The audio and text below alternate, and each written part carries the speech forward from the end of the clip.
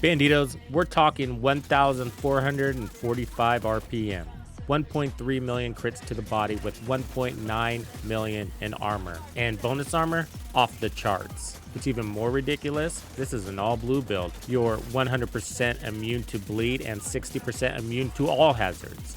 That's right, Banditos. This is the Backfire build for Season 2. Let's do this. Wait, did we just become best friends? So nice to meet you. I think you're cool. Piece of shit wristwatch. Hey, I just gotta say that if I could strip more damage from this build, I would. And stay tuned for ways to personalize this build after the walkthrough. Okay, so this is all around the Backfire Exotic SMG, and I gotta say, it's never felt better. So the devs reworked this, and notice mine's not even fully capped out here. I just now realized that actually. So I should probably optimize this and add some proficiency. That's probably important. But let's take a close look at those mods because these were a big change. They gave us more crit chance on this, which wasn't even really a thing on this gun before, but 15% is where it needs to be. And then we got some stability, which I rather have something else there, but that's fine. 15% crit hit damage, which is better than what was there before. And then the plus 20 rounds. And then what they did was give us the ability to re-roll our exotic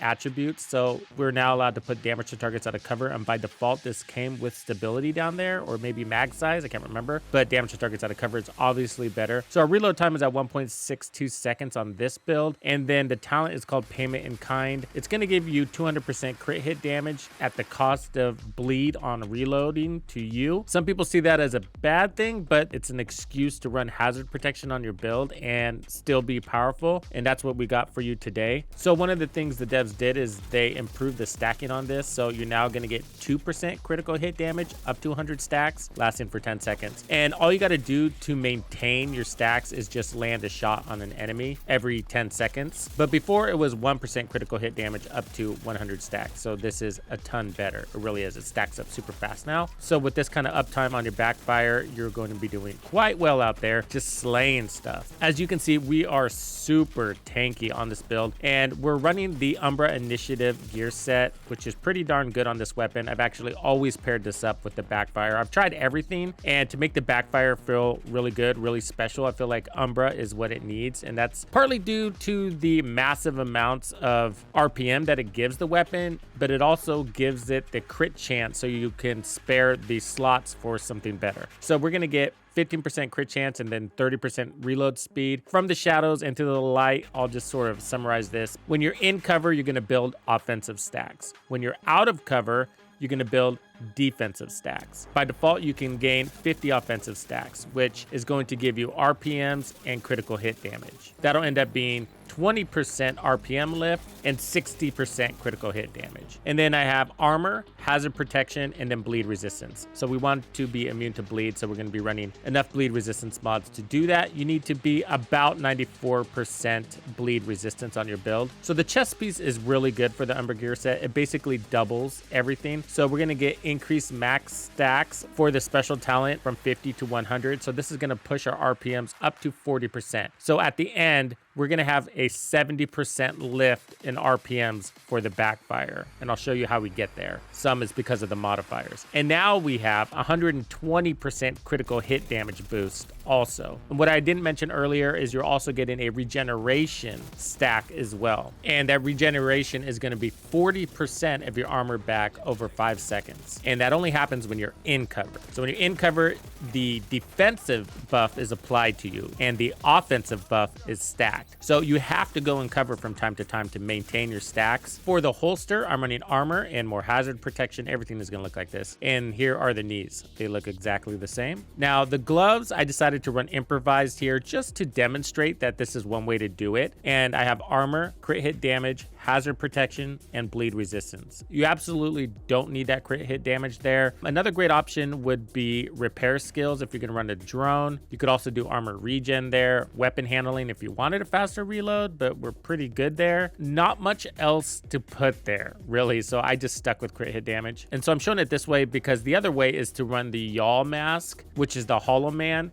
And this is going to give you 10% hazard protection, and then you roll 10% hazard protection. It's going to come with health damage, which is pretty nice. And then you put bleed resistance on this, but I realize that not everybody has the Hollow Man mask, so I'm showing you another way to do that. So you can create improvised gloves at the crafting bench. So go there and craft anything that makes sense. What you're looking for is armor and hazard protection, and whatever else it gives you is fine. Improvised gear allows you to put whatever mod on, so you're looking to put bleed resistance. Remember, you only need to be about 94% to be immune to that bleed. And then for the backpack, I'm running the Memento, and that's because we don't have any true armor on kill, and I wanted to make sure I was taking advantage of everything that Umbra was giving us, like those heals, that 40% armor regen when in cover. The Memento is providing this 30% weapon damage when we have all of our trophies, but really what I'm after is that bonus armor on kill. So we're gonna get 60% bonus armor on kill, which is just shy of 1.2 million in armor from a single trophy, and we're obviously stacking that, and then we're gonna get 3% armor regen, and so that's gonna be happening all the time. So it's that regen and the bonus armor on kill that I'm looking to utilize in between things, and then when we get in cover, we'll get stronger spurts of heals. The bonus armor and armor regen seem to be doing the job. If you want more armor on kill, you can do 511 here, or you could also do Palisades. Just make sure you run hazard protection, and then you put your bleed mod up here. We're going to go into more details on that. If we look at the stats real quick, we're at 59% crit chance. It shows 84% crit hit damage on paper, but we're going to get 120% from the gear set, and then we're going to get 200% from the weapon. So that pushes us over 400%. Okay, if we look at our defensive stats, I'm at 60% hazard protection and 90% bleed resistance. Remember, if you want to be completely immune to the bleed, you need to be at 94%, but I choose for my playstyle to go ahead and drop just shy of that. Every now and again, you can get a bleep of, that bleed animation on your screen, but it's not too bad. If that annoys you, then just change out this crit hit damage to bleed resistance like that. So if 1.3 million on the body doesn't sound like a lot, think about that in terms of DPS with a RPM of 1,445. So if we take these crit values from the field and apply a standard DPS calculation, so for body crits, you're gonna get about 31 million DPS from a single magazine, which is crazy. And using the headshot crits figure, you're just over 32 million. So pretty close. And then consider the fact that we're running an all blue build. So all blue cores with all hazard protection stats on it. You should come to the conclusion that this is crazy that we're hitting those kind of body shot crits with this kind of blue setup. Right now I'm running the Striker Shield, which is giving us 13% more damage per enemy standing in front of us. And I sort of regret it because we just don't really need any more damage. That being said, maybe you are better off just running Gunner because again, this is giving you more damage and you just don't really need it. Try both, but I have a feeling Gunner is just a better way to go for that 10% armor on kill and for the ammo, because every now and again, I do have to swing by that ammo crate because of our RPMs being so high, we are distributing some serious ammo. This is a very strong shield at 4.6 million in health. It is a tier 6, and then we got the damage bonus mods on it. So this does equate to a lot of damage from time to time, but again, you don't really need it. But I do recommend some sort of shield. Really good for SMGs. But try Gunner, see what you think. You could also do Survivalist and get more protection from elites. That wouldn't be a bad idea either. But I don't think that's going to be as good as Gunner would be. I'm just running the standard Fixer drone. This is going to support our armor regen and the heals coming from Umbra Initiative. If you got rid of the Memento and you ran Palisades with hazard protection on it,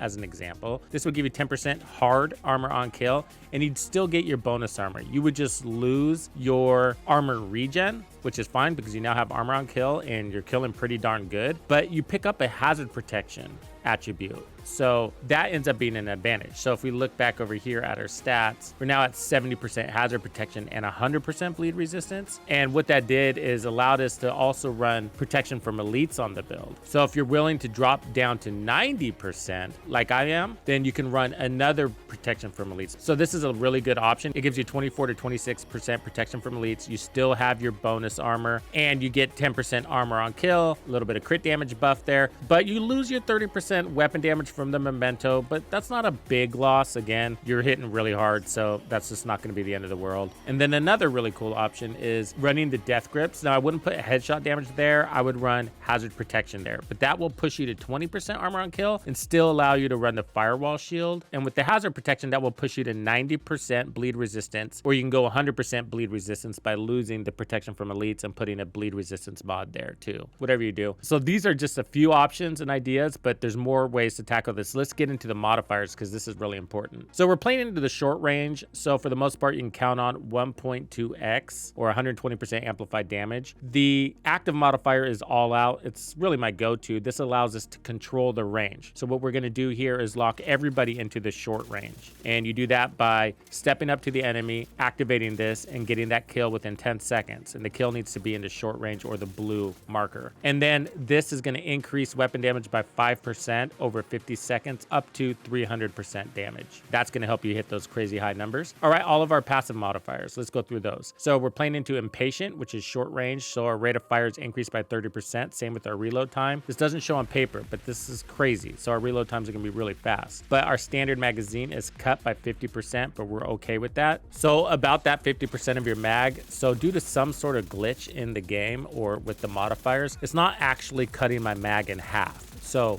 the whole time I'm running around with the RPM boost and the reload boost and a full mag. So feel good about this choice. Then we have liability. So at short range, we're going to deal 30% more damage to armored enemies within short range. The damage received is going to be increased by 15%, but because of our bonus armor that we're constantly refreshing and all of our heals, we're okay with that too. Plus, we're shooting first and killing first. And then I'm running persistence and we're playing into short range again. So for the most part, we're picking up 20% movement speed, which is going to last for 5 seconds on kill. This is definitely flexible, so you can choose to put anything else here. One of the other ones is you can go with this one, which is bait and switch. This is going to give you more hazard protection. So if you play into this one, you can bring down your bleed resistance and put more protection from elites on your build. However, what I found with bait and switch is that you often kill the enemy and then you reload afterwards, so there's no hazard protection from any enemy in the zone because you killed them. So this is really helpful when you're reloading and there's still enemies alive, but if you kill everybody and then you reload, which is what we do a lot of the time, then you'll see the bleed animation. So it was helpful, like 50-50. Give it a try, see what you think, but having that 20% move speed, like from the Lady Death, is also really nice. It helps you clear content real quickly. For the most part, I am averaging a 3-minute clear time for heroic control points solo. That's a number that keeps me satisfied, I'll tell you what. I don't know, I have some strong feelings about the Backfire right now that I've never had before. The weapon was always, you know, sort of just all right. I've made like, I don't know, man, dozens and dozens of Backfire builds. Actually, my first build video for the Division 2 ever is a Backfire build video, and that build actually still holds. And since then, I've tried everything in between, but I gotta tell you, this definitely feels the best. Thanks to the buffs to the Backfire, but those modifiers at close range, just beastly. With all that hazard protection, it feels pretty darn good. Now, you're not completely immune to hazards, so they will tag you from time to time with maybe a fire round or maybe that disorient round from long range. But as long as you use all out and lock people into the short range, your only real threat is going to be the fire rounds. And I gotta tell you, in clearing about 5 or 6 control points back to back, I maybe got hit by it once or twice because we step up and we just slaughter them so quickly. They don't really have too much of a chance to get shots out in close range. And that's the only opportunity they have to get status effects on you because you locked into range. So there is going to be no requital. There is going to be no disorient or shock ammo, which no longer exists with the modifiers. Very good build. Tinker with it though. Have fun. There's so much potential with this loadout. You're going to love it. Hey, also real quick, I just wanted to mention, because this is important, that Umbra is sort of glitchy a little bit right now. So when you first start a fight, sometimes Umbra doesn't register. If you don't see the green icons, that's a big sign it's not working. So what you got to do is just, even in the field, you can do this on the fly. Take off one of your Umbra pieces and then put it back on and then get out of your build screen. You should be good to go. The green icons should be showing up, but it doesn't really happen a lot. I notice it just happens maybe once at the start, but just keep an eye on those green icons and you'll be okay. Catch you on the next one. Thank you for hanging out with me today. My name is Tuxedo Bandido. That's Tito Bandido. What's crack-a-lackin'? This was another episode of The Division 2. If you found this video helpful, subscribe, like, and turn on notifications to ensure you don't miss out on the fantastic experiences waiting for you in The Division 2. And if you like builds like this, check out the recommended build video I have here for you. If you have anything you want to see covered, be sure to let me know in the comments below. And thank you to all the channel members and donors who make everything possible. Tux Nation wouldn't be without you. When you buy a game from Ubisoft, enter the creator code Tuxedo Bandido to support the channel. Easy peasy. Now maybe this cheapskate can afford to sign me up for that dating app I've had my eyes on.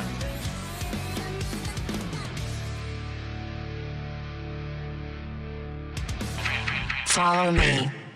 I get it.